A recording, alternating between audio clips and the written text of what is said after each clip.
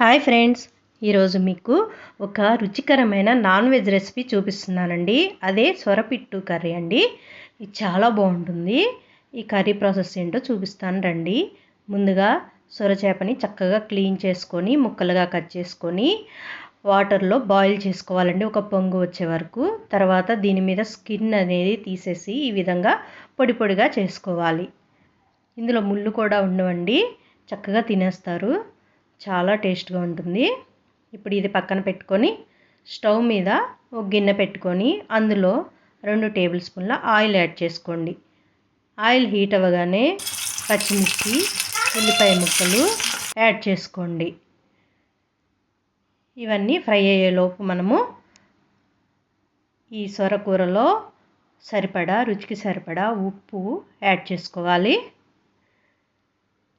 తర్వాత ఇందులో కారం కూడా యాడ్ చేసుకోండి. మీ రుచికి సరిపడా యాడ్ చేసుకోండి.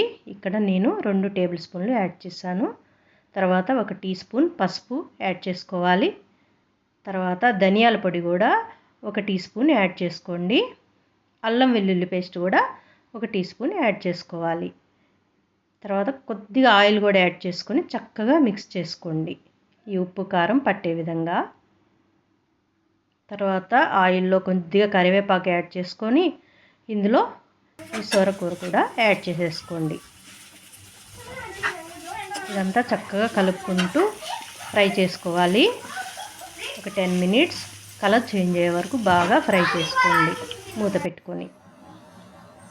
చూడండి, వేడి వేడి సొరపిట్టు కర్రీ రెడీ అయిపోయిందండి.